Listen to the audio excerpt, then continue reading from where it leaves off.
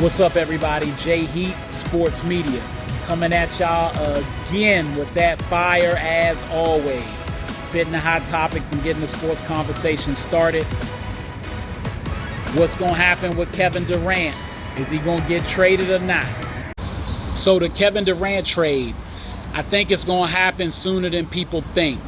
Been a lot of speculation going on out there. If you follow the Brooklyn Nets news media, they really are pushing for them to keep Kevin, obviously, hold his feet to the fire. He's on a 4-year deal, and I think the expectation is Phoenix and Miami can't give the package that they would want in return, meaning the Brooklyn Nets and, of course, the fans, because they want a team that's going to still be able to compete for a championship, even though before Kevin Durant got there, that wasn't really a reality or a thing. So now they're kind of hoping, and Brooklyn has put out there that, of course, they want an all-star level player back, plus multiple other players. They are not looking for any draft picks, or at least draft picks aren't something that they want instead of an all-star level player. Also, there's the situation with Phoenix not being able to give up DeAndre Ayton. Brooklyn apparently isn't interested in Ayton. I guess they don't think he's an all-star level player or a guy that could be that. And also with Ben Simmons on the team, they're saying based on NBA rules they can't have them both on the same team, so that's a complication.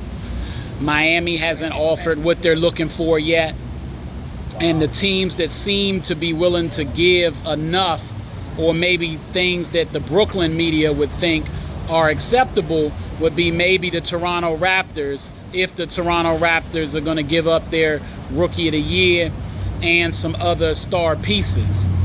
But that's not on Kevin Durant's wish list, of course.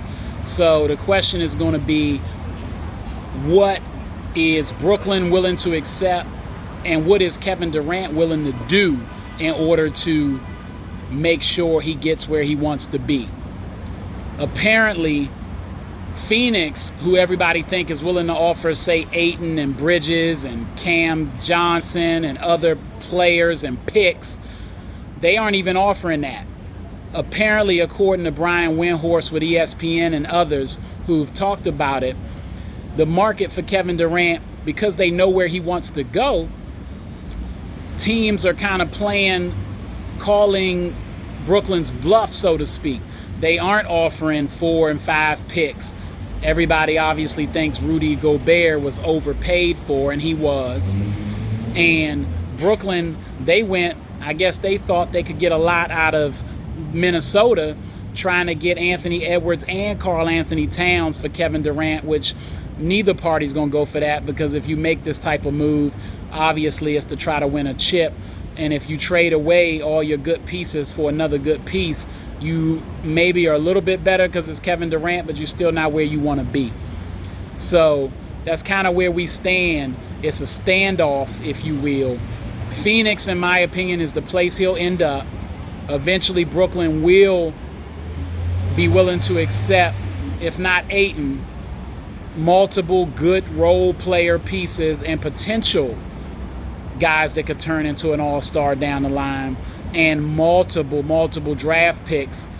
And Brooklyn's going to have to accept rebuilding that future there and getting a couple serviceable, good quality pieces like the ones they gave up to get Kevin Durant in the first place. Guys like a LeVert, a Dinwiddie, Joe Harris level guys, Jared Allen, who turned into an all-star.